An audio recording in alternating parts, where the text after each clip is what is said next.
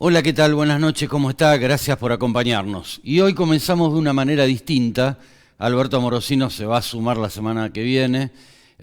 Y siempre al final, vamos a cambiar hoy, al final vamos a hacer el corto editorial que hacemos habitualmente, donde tratamos de analizar esta realidad que estamos viviendo, ¿no? ¿Y por qué? O sea, nos paramos siempre en las consecuencias y vamos a tratar de ir al origen. Y nos vamos a detener, esto al final del programa, nos vamos a detener en lo que fue la reforma de nuestra Constitución Nacional en el año 1994, que ahí arranca esto que vemos hoy y este escenario político que vemos hoy, porque en aquel momento, con aquella reforma de la Constitución Nacional, es como que se privatizó la política. Y hay hoy crisis de liderazgo, y entiendo que es a nivel mundial, pero acá también lo estamos viviendo, ¿no? Porque desde Cristina Fernández hasta Mauricio Macri, hay una crisis de liderazgo y de fragmentación. Pero esto lo vamos a hablar al final del programa. Hablamos por otra parte siempre de las pymes, ¿no? De lo gremial empresario, de la lucha que tienen las pymes constantemente. Y esto es lo que vamos a hablar en este primer bloque con Alberto Cale, presidente de FEBA. Hola Alberto, ¿cómo estás? Gracias por este rato, como siempre. Hola, buenas noches, ¿cómo estás? Gio, bien. No sé si me escuchan bien o me ven bien, porque me quedé como en pantalla eh, frisado. Esperá que ahí te perdí un poquito. ¿Cómo me decías, Alberto? No, no, que me quedé frisado en la pantalla, no sé qué pasó. Ah, no, no, no, no, acá salís bien, ¿eh? Acá salís bien. Acá salís Bueno, bien. yo estoy, bueno, bárbaro. Sí. Alberto, mira, queríamos hablar, ¿Qué bueno, se- ¿Empezamos de nuevo o...? no, no, no, podemos seguir, ¿eh? Podemos seguir que estamos bien, ¿eh? Bueno, Queríamos hablar de esto justamente, ¿no? De la lucha, Alberto, que tienen desde el sector, desde FEMA, ACAME también, bueno, y el termómetro tuyo en la Cámara de Comercio e Industria de Loma de Zamora, y ahora están tratando de revertir en el Senado bonaerense una ley que sería muy perjudicial para las pymes, ¿no? Que es la modificación del artículo 48 de la ley 11.653, que modificaría las indemnizaciones por despidos. sí, realmente no podemos comprender cómo en la Cámara de Diputados de la provincia de Buenos Aires, entre gallos y medianoche, sacaron media sanción de esta ley que estás diciendo vos, que si se modifica el artículo 48, la ley la 11.653, como decías, eh, cualquier conflicto, un despido, que tengamos una pyme, eh, desde que se inicia el despido hasta que se consolida el acuerdo o el fallo, estaría indexado con un 6% anual más el ser acumulado. O sea, un ser que viene acumulado, un 5, un 6, un 10, un 20, un 30 y termina un juicio de 1 millón de pesos en 40 millones de pesos.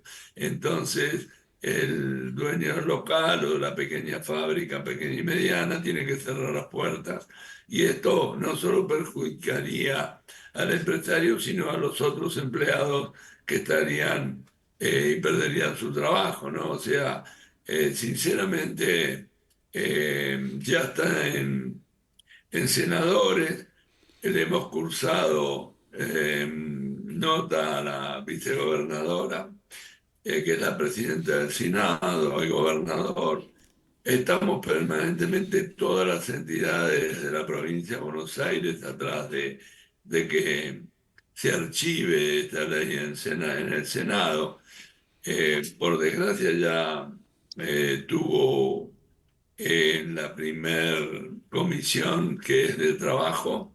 eh, la oposición sacó un dictamen de minoría con 4 votos, pero el oficialismo, que tiene mayoría, fueron 5 votos a favor.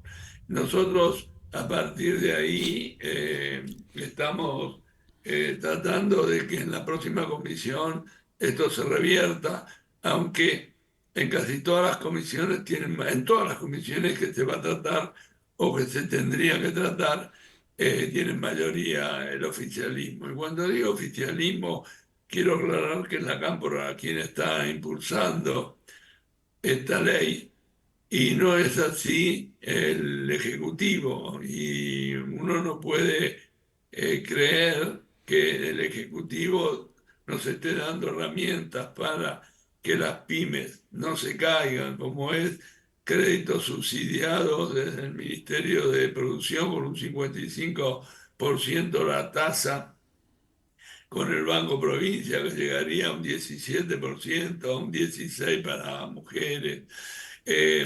La cuenta DNI, que está sosteniendo la venta de comercio minorista. Por el otro lado, impulsan una ley que es contra las pymes. Entonces, no podemos comprender cómo han hecho caminar esta ley. Claro, es increíble, Alberto, esta incongruencia que se ve hoy, ¿no? Y también es lo que comentaba hace un momento, es resultado de la fragmentación que hay hoy, que es un tema bastante particular, ¿no? Porque no hay un lineamiento. Y justamente con esto quería comentarte. Por un lado hay, mira, lo tengo acá como para decirlo preciso, crédito, impulso al comercio bonaerense, eliminación de las retenciones impositivas. O sea, si bien hay herramientas, por otra parte van en contra de las pymes como esto que vos estás comentando justamente, ¿no? Sí, seguro, nosotros estuvimos el lunes en el Banco Provincia Casa Central, con el presidente del banco, con el ministro de la Producción, con el secretario de Desarrollo Productivo, Ariel Aguilar, y, y invitaron a FEBA porque también el año anterior en la Cámara de Lomas de Zamora se lanzó la primera parte de este crédito, que es a 5 años. El primer año tiene 3 meses de gracia. Ujú. Sinceramente es una herramienta importante, hasta 14 millones de pesos para capital de trabajo, y eso le sirve al pequeño comerciante. Así que eso está bueno.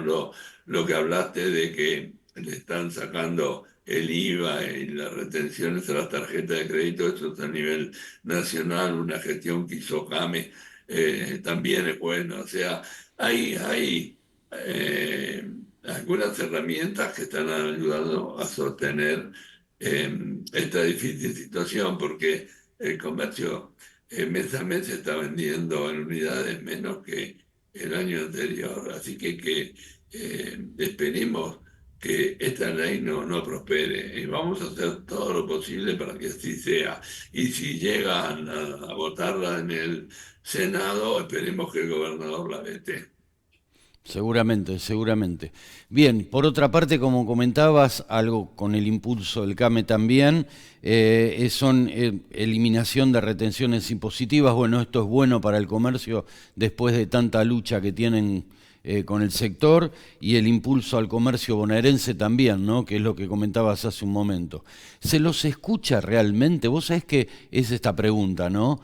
Por esta incongruencia, por un lado, una mano para las pymes y por otro lado un riesgo para las pymes a través de esta ley. ¿Se los escucha realmente, Alberto?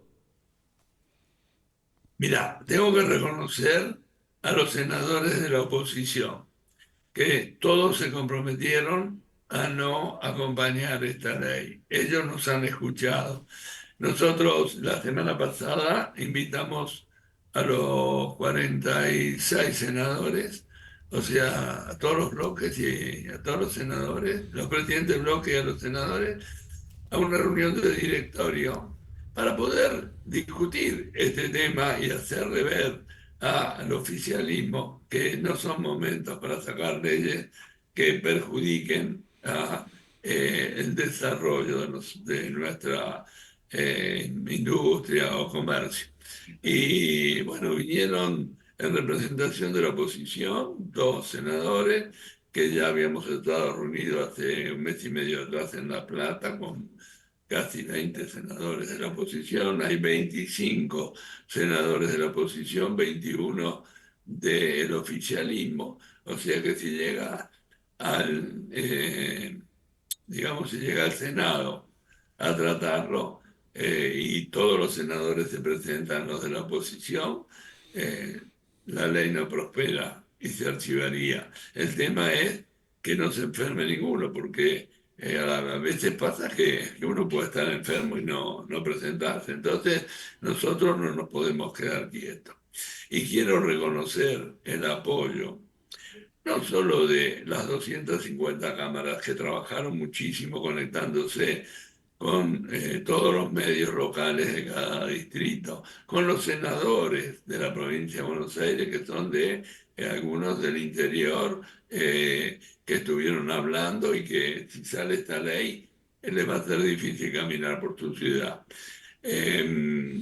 Y agradecer a CAME, a la Unión Industrial Argentina, a FAS y FASA, que son los que nuclean a los supermercadistas, las cuatro o cinco entidades que estamos trabajando conjuntos, como SEGVA, WISVA, DIVA, CARVAP, a la sociedad rural, a la Cámara de Turismo, y así te puedo nombrar, pero cientos Ujú. de entidades que están muy preocupadas por esta ley que está en el Senado. Te digo más, me han llamado de la provincia de Corrientes, porque también están interesados, porque si esto sale en Buenos Aires puede salir en otras provincias. Entonces, Claro. no es un solo tema de nosotros, de la provincia, sino hay que tener cuidado que si sale no prospere en otras provincias. Seguramente. Bueno, la política nos acostumbró a hacer números. Por los números que dijiste recién, 25 senadores, bueno, son 46 en la provincia, ¿no? Así que bueno, habría algo favorable, diríamos, para que esta ley no se cristalice justamente, ¿no? Porque 25 serían 21, disculpa, del oficialismo y 25 de la oposición. Pero claro, también está el juego que hacen algunos de no presentarse a último momento, bueno, etcétera, etcétera, que ya lo conocemos. Esperemos que esto se respete, ¿no? Realmente.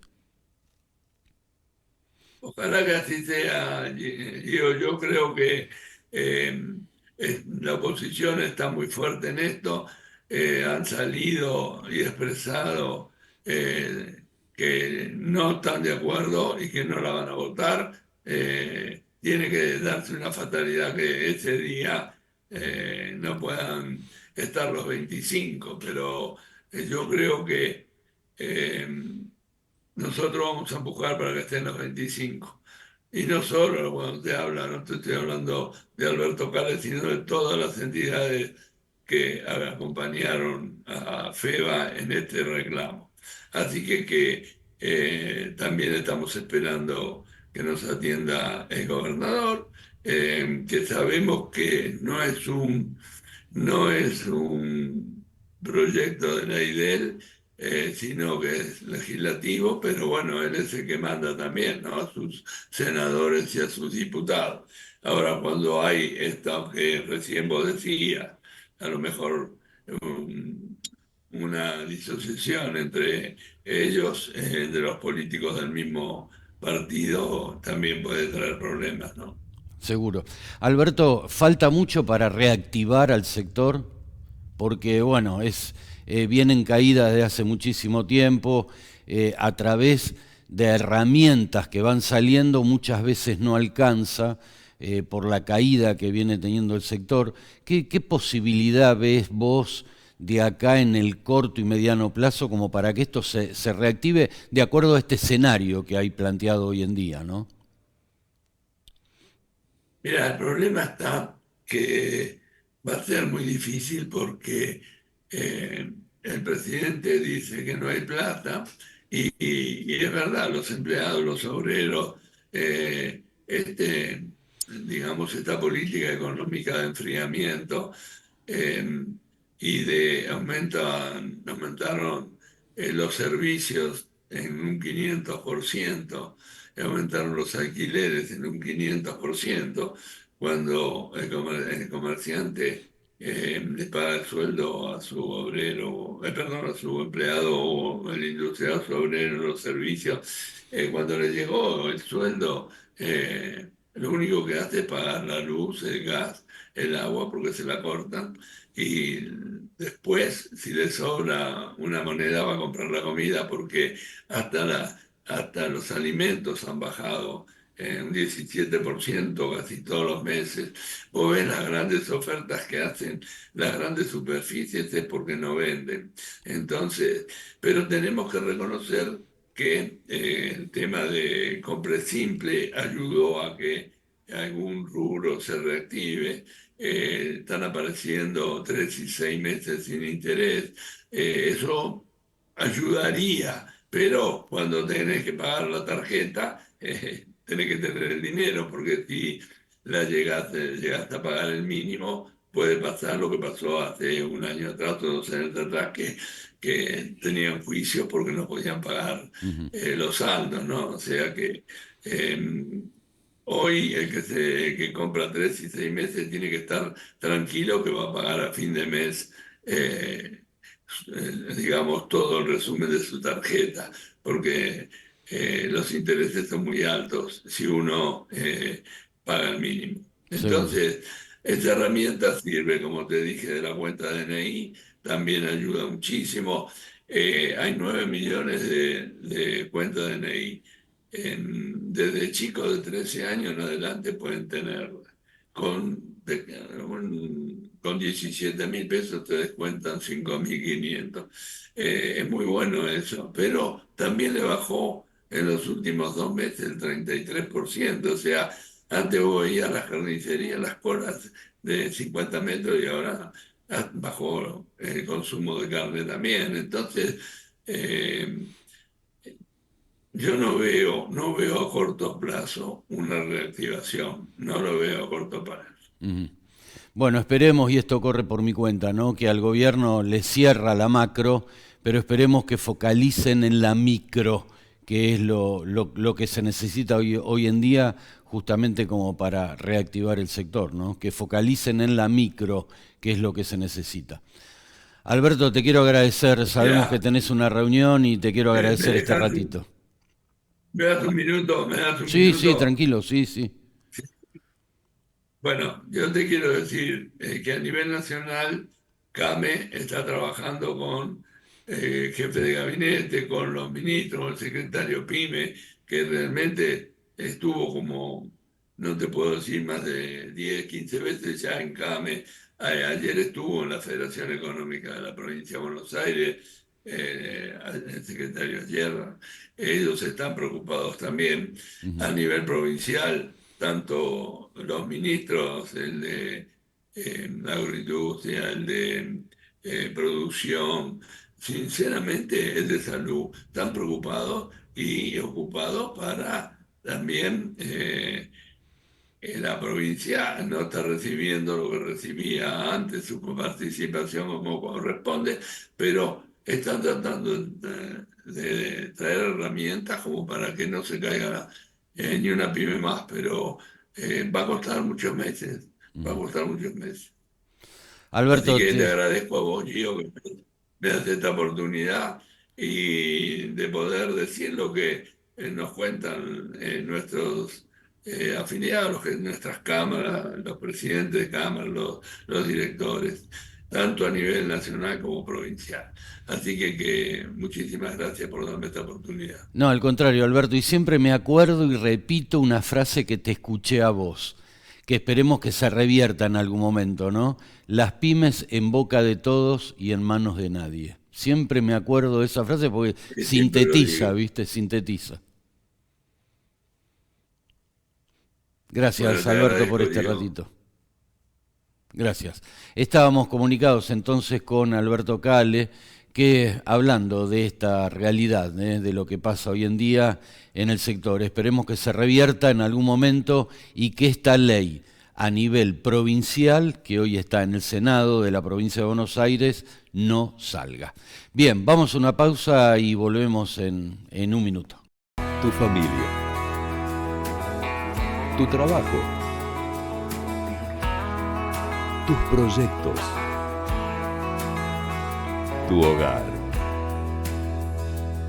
Lo que es importante para vos, también lo es para nosotros. IAM Seguros, www.institutoasegurador.com.ar 0800-426-3333. Si sos personal retirado de las fuerzas, el municipio de Ezeiza te convoca a formar parte del equipo de seguridad. Comunícate por WhatsApp o llamando al 11 23 52 55 77. Ezeiza Municipio, gestión Gastón Granados.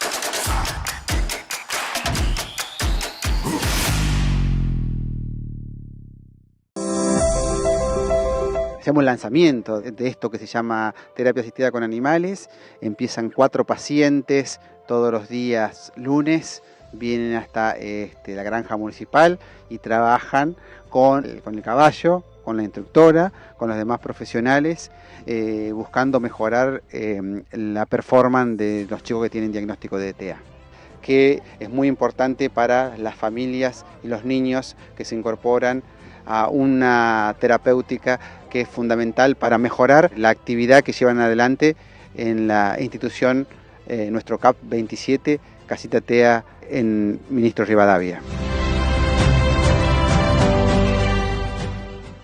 Bien, y lo habíamos anticipado, vamos a tratar de pensar todo esto que nos rodea, que quizás hay momentos que es tan rápido todo, sucede tan rápido todo, que no nos da tiempo a procesar, o sea, toda esta realidad que estamos viviendo, ¿no? Veníamos del chiquito, pobrecito correntino Loan, que todavía nadie sabe nada, después el pozo en San Isidro con intento, o por lo pronto un intento del robo del banco, después pegadito el problema del expresidente con la ex primera dama, después la votación en lo legislativo, 2 reveses para el gobierno. Bueno, es algo que no alcanza y realmente muchas cosas marcan un deterioro significativo. José Cuarrachino, gracias por este rato, ¿cómo estás? Buenos días, Jorge. Gracias por la invitación a compartir unos minutos. No, al contrario. Bueno, quiero escucharte, José. A ver si me das una mano para entender todo esto.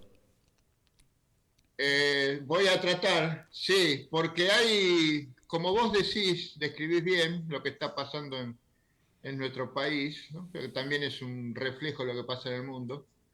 Estamos viviendo un mundo, digamos, caótico, ¿no? Un mundo desordenado, desorbitado. Hace unos años se viene hablando ya estamos viviendo en una cultura líquida, ¿no? Es decir, una cultura y un mundo sin valores, ¿no? Donde todo no solo es relativo, sino que además es provisorio, ¿no? Y dentro de este desorden y dentro de este descalabro hay una lógica, ¿no? Y que es lo que vamos a tratar de describir para que podamos sortear estos momentos tan dramáticos que estamos viviendo, ¿no? Ujú. Yo diría, partiría de unas reflexiones hechas por el ex director del Fondo Monetario Internacional, Jacques de la Rosière, Ujú. el banquero, funcionario francés que fue director del Fondo Monetario entre 1978 y 1987, que él publicó en el año 2016 un librito que se llama 50 años de crisis financieras. Y en el año 22, hace 2 años, publicó, el último libro que publicó se llama en francés Hay que terminar o hay que poner fin al reino de la ilusión financiera. Este libro es muy importante, ha tenido poca y nula difusión, no ha sido traducido a ningún idioma, quedó ahí, está en el frisado, digamos, Ujú. porque lo que demuestra la Rosière es que la creación de riqueza que hubo en el mundo desde el año 2000 al 2020, una ficción, una ilusión. Toda la riqueza que se creó en esos 20 años, dice él, fue una riqueza contable. No fue, la economía real no creció nada. Y toda la evolución patrimonial que hemos visto de empresas, de negocios, etcétera, están basadas en esta creación de riqueza ficcional, o esta creación ficticia de riqueza. A lo cual el título del libro es, digamos, muy preciso. Hay que poner fin, dice él, a este reino de la ilusión financiera, porque ha llevado a digamos, a esta ficción, ¿no? Donde aparentemente hay algunos. Gracias a esta ficción, algunos se han hecho muy ricos, súper ricos, hiper ricos, pero el conjunto de la población mundial, la gran mayoría, está o en la pobreza o en la miseria, ¿no? En el año 2011-2012 hubo un grupo, 3 investigadores del Instituto Tecnológico de Zúrich, una entidad científica, que se dijeron, planificaron o pensaron, vamos a reducir a números cómo está distribuida la riqueza en el mundo. Y publicaron un informe que es unas 50 y pico de páginas. Es un instituto científico, ellos incluso estos 3 científicos, ninguno es político, son matemáticos. Ujú. Y llegaron a un resultado sorprendente, estamos hablando del año 2011. Ellos encontraron, o dictaminaron, incluso lo pusieron en un cuadro, que 1.318 empresas en el mundo manejaban o eran las dueñas del 60% de la riqueza global que se comerciaba. Pero de esas 1.318 empresas, 147 empresas manejaban el 40% de esta red. O sea, una contribución financiera a más no poder, ¿no? Y la concentración, ¿no, José? O sea, una concentración a nivel global, estamos hablando, que es matadora directamente, ¿no? Claro, bueno, esto es del año 2012. En este texto de Jacques de la Rosière, él muestra en un gráfico que al año 2020, más del 55-60% del Producto Bruto que produce Europa, o sea, la producción de bienes y servicios, está en manos de corporaciones financieras. 60% de la economía de la Unión Europea está en manos de corporaciones financieras. Y en Estados Unidos el porcentaje es menor, creo que es un 30, un 35%, ¿no? En manos de corporaciones financieras. Este informe de Suiza de 2011, ¿qué es lo que muestra además? Que las 50 grandes empresas líderes de las 147 que mencionamos, las 50 empresas líderes son todas, salvo la última, son todas empresas, corporaciones financieras o bancarias. En ese momento el primero en la lista era el Barclays Bank, el famoso banco inglés. Después encontrás en la lista todas las corporaciones financieras, que algunas se conocen actualmente, otras son importantes pero no se conocen.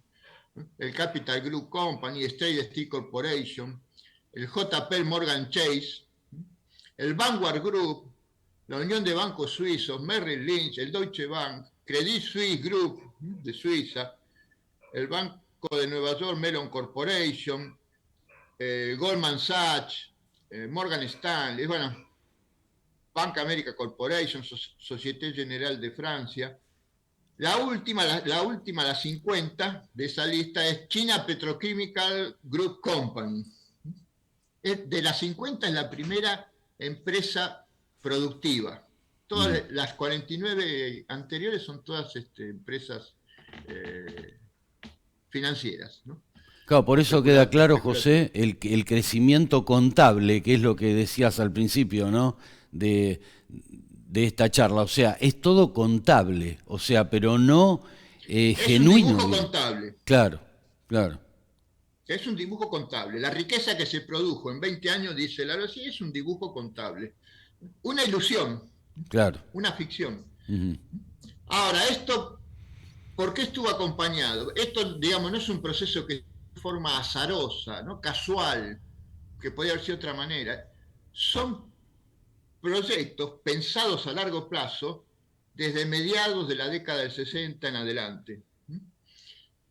Esta concentración de la riqueza planificada ha sido acompañada, y lo hemos hablado creo que en algunos otros programas, de lo que se conoce en demografía como el invierno demográfico. Previendo que se van a concentrar y se van a quedar con la riqueza del mundo, planificaron al mismo tiempo que venga menos gente al mundo. Controlar el crecimiento poblacional, porque no, si concentrás la riqueza, no la distribuís y encima viene más gente al mundo, ya no solo vas a tener pobreza, sino además miseria. Claro. Como está pasando, ¿no? Tal cual. Entonces planificaron que venga menos gente al mundo y han llevado al mundo a una situación que se conoce como invierno demográfico, que no está impactando ahora, pero va a impactar en el futuro. ¿Qué significa invierno demográfico? Que una población de un país empieza a haber menos cantidad de niños y adolescentes y empieza a crecer la cantidad de adultos, ancianos, mayores de 60 años.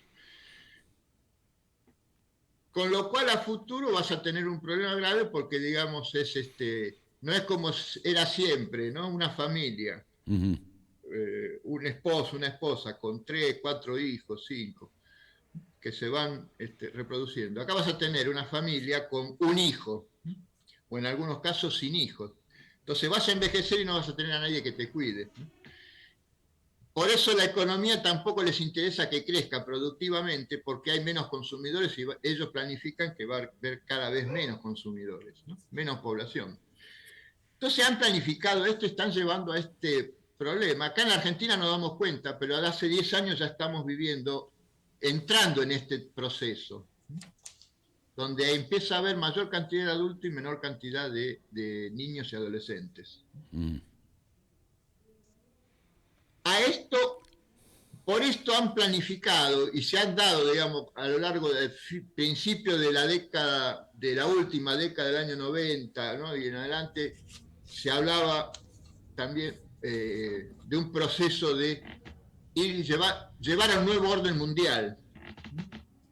En los últimos años se está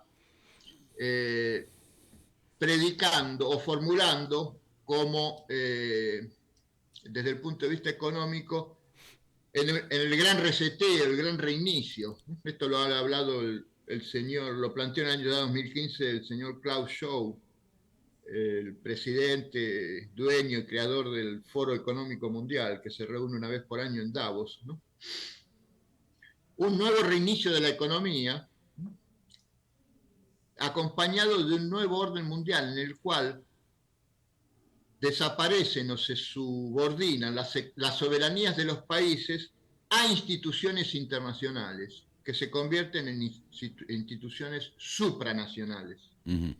Entonces ya cada país no es soberano de sus decisiones, sino que tiene que someterse a decisiones que toma un organismo que en principio fue creado en forma internacional, como es la Organización de Naciones Unidas, que paulatinamente va dictaminando, ¿no? Resoluciones, propuestas, planes que tienen para los países un valor normativo, ¿no? A los cuales los países se tienen que subordinar. El intento último que estamos viendo, el más evidente, es la Organización Mundial de la Salud, que depende de las Naciones Unidas, Ujú. aunque está financiada por capitales privados en su casi totalidad, que tienen intereses en la industria farmacéutica, previendo futuras enfermedades, pandemias, dictaminar que todos los países en temas sanitarios cedan su soberanía a la que disponga la Organización Mundial de la Salud. Es decir, poniendo el gobierno mundial en manos de élites, ¿no? De gobierno de pocos, Sí, sí. que decidan por encima de los países, ¿no? Disposiciones a los cuales países se tienen que someter. Aunque vos no sabés muy bien por qué y no se entiende muy bien por qué, tampoco te lo explican. Tienen una gran capacidad estas últimas décadas esta gente de prever cosas que van a suceder, que después suceden, ¿no? Y uno se pregunta, ¿no será que en realidad planifican, proyectan, mandan a algunos voceros que hagan, popularicen este proyecto anunciando lo que va a venir y después viene, ¿no? Claro, lo que pasa es que está... ellos, de acuerdo a lo que estamos charlando, ¿no? Ellos hacen para que las cosas sucedan. O sea, Exactamente, o por sea, eso te decía, claro, tal cual. no es que las cosas sucedieran en forma azarosa, ¿no? Ujú. Sucedieron en forma, por lo menos las visualizaron 10 o 15 años antes. Uno de los casos más evidentes es el de esta famosa pandemia que atravesamos, ¿no? Del año 2020 hasta 2021 y después con algunas secuelas. Ujú. Hay un estudio que está en internet de la Fundación Rockefeller del año 2010, un estudio global, pero que tiene un capítulo que es qué es los pasos que hay que dar en caso de una futura pandemia, ¿no? Y en 2010 nadie hablaba de pandemias, nadie preveía virus nuevos, etcétera, etcétera. Ujú. Bueno, ellos lo vieron, no sabes cómo, porque muy religiosos tampoco son, o sea, no tienen visiones místicas, ¿no? Bueno, pero lo vieron, lo pensaron y después pasó, ¿no? Y aparte tienen, viste, cuando pasan las cosas tienen la solución rápida, ¿no?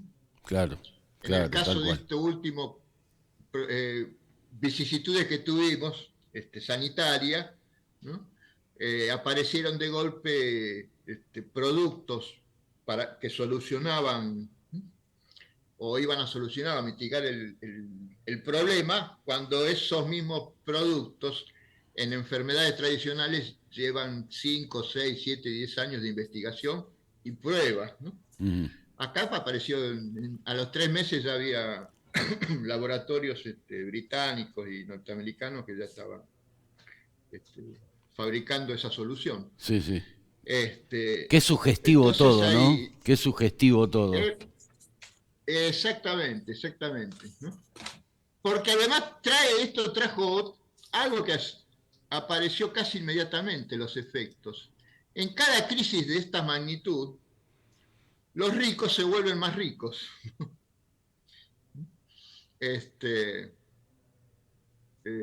No tengo a mano las cifras, pero las corporaciones financieras sobre todo se volvieron Sí, sí. hiper ricas Bueno, o hipermillonarias. esto que estás comentando, José, muestra cuál es el origen, porque claro, hoy en nuestro país inclusive vivimos consecuencias y muchas veces nos paramos en las consecuencias, pero no nos queda claro el origen y el porqué, porque nada es gratuito, todo tiene un porqué, Entonces, esto sería el porqué que nos trae al día de hoy al deterioro, al individualismo, al deterioro justamente de lo que es la familia, o sea, lo que eran los valores desde hace 15 años Exacto. para A atrás o eso, 10 años para atrás, estamos en esto justamente que arrancamos esto hablando de la decadencia, en esta decadencia que vivimos hoy, ¿no? sí, decadencia o degradación. Me adelantaste porque iba justo a apuntar a eso. Este proceso político-económico ha ido acompañado, porque necesita, lo que yo llamaría la demolición social y cultural controlada. Ujú.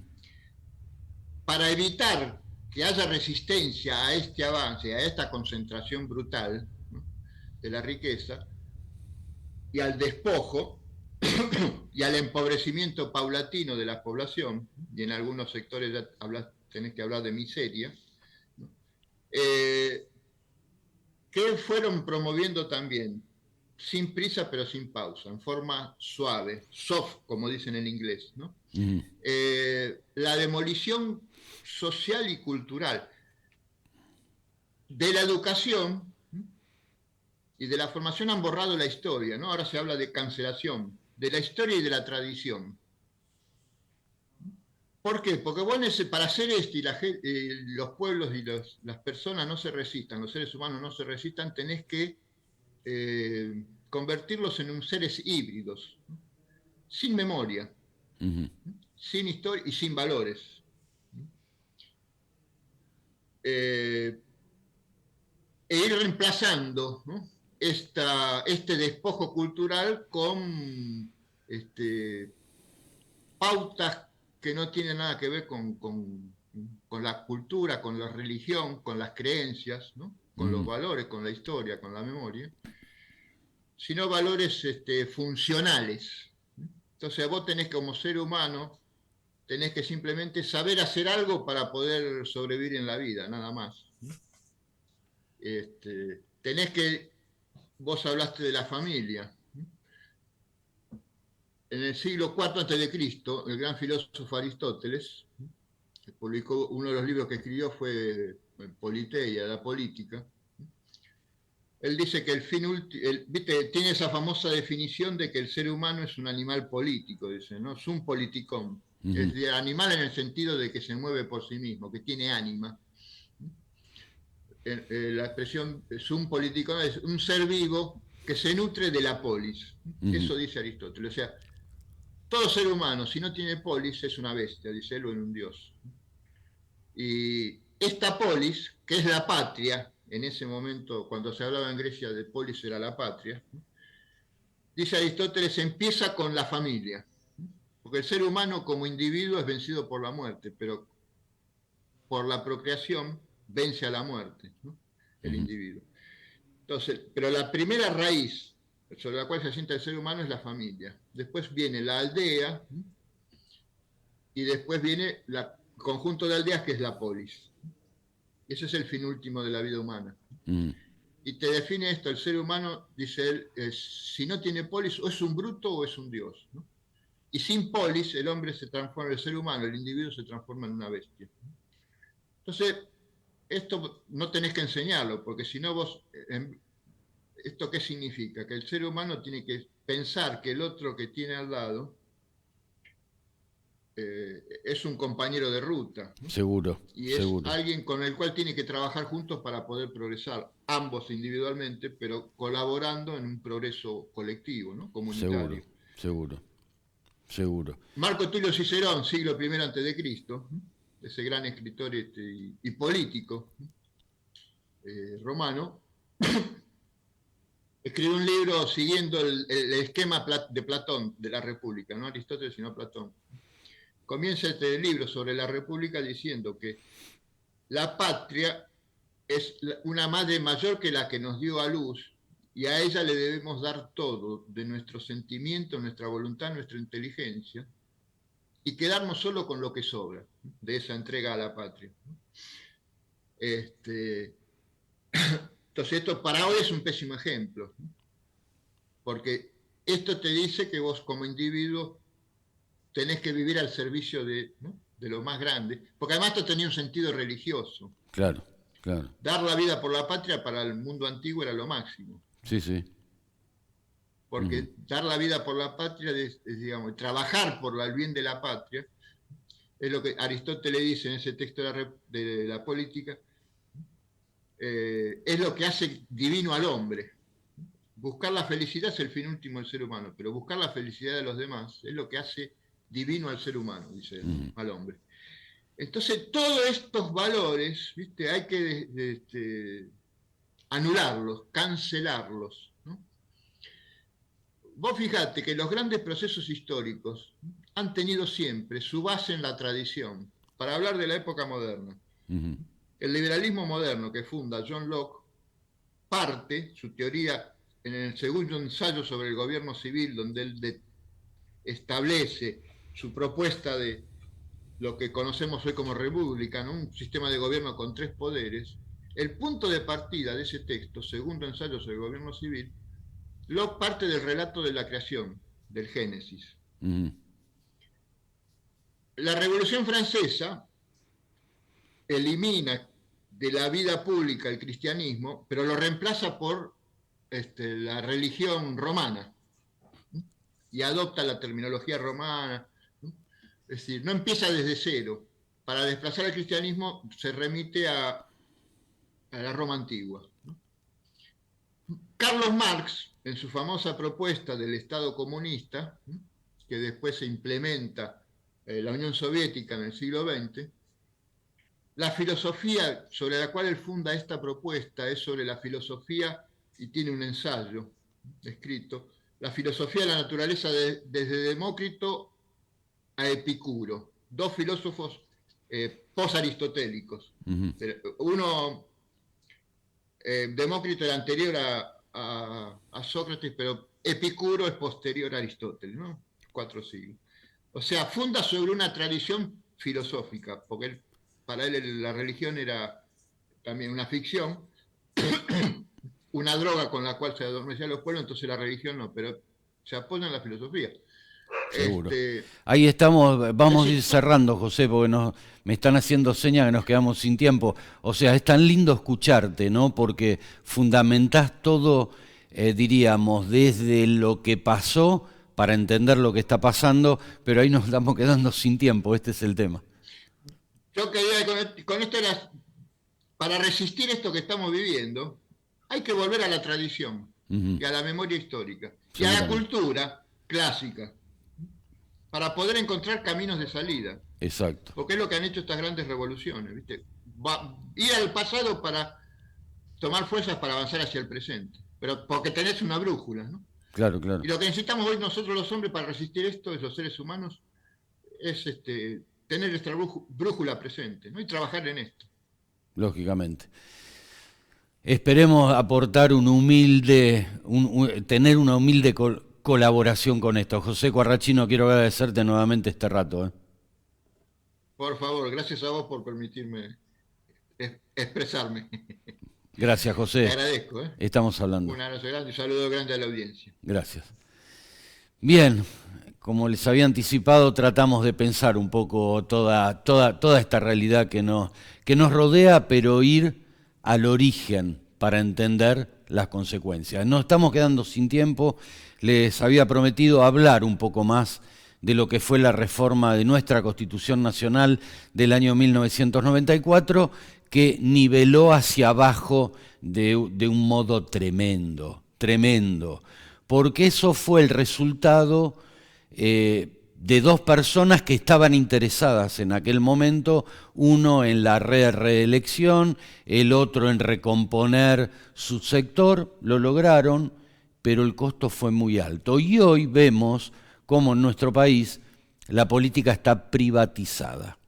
O sea, se privatizó, se hizo de la política emprendimientos privados.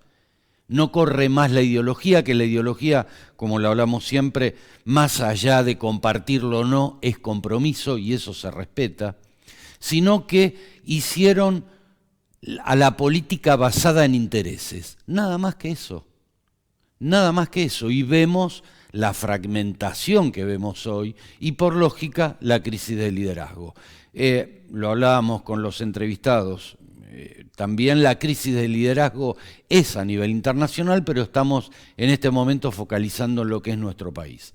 Y vemos crisis de liderazgo, como lo dije al principio, desde Cristina Kirchner hasta Mauricio Macri. Lo están viviendo esto también, la crisis de liderazgo. Esperemos que todo esto en algún momento se vuelva a reencauzar y, como hablábamos hace un momento, volver o tratar, por lo pronto, de volver al origen. Punto. Nos reencontramos dentro de 7 días. Gracias por habernos acompañado. Chau. Hasta la semana próxima. Soy Ramírez María y pertenezco a la Policía de San Vicente. Siendo policía, todos los días son diferentes, porque te enfrentás a nuevos desafíos. Te brinda oportunidades para tu crecimiento personal y profesional a través de capacitaciones. Y ayudás a mantener el orden y la seguridad en la sociedad. Te invito a que te unas ingresando a la página web del Ministerio de Seguridad de la Provincia de Buenos Aires.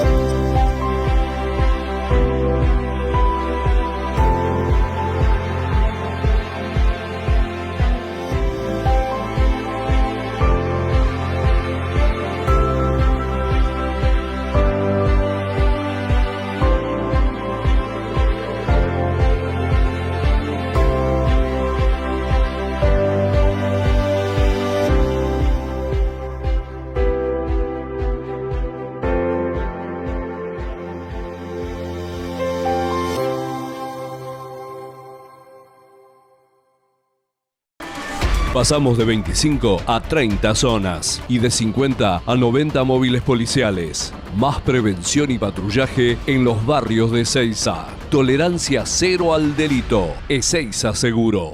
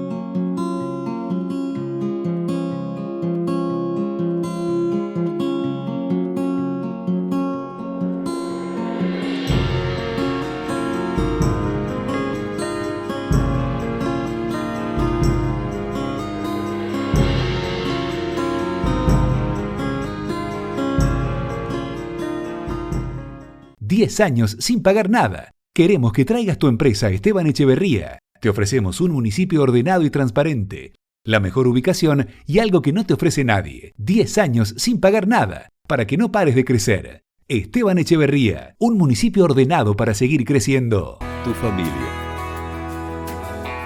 Tu trabajo. Tus proyectos.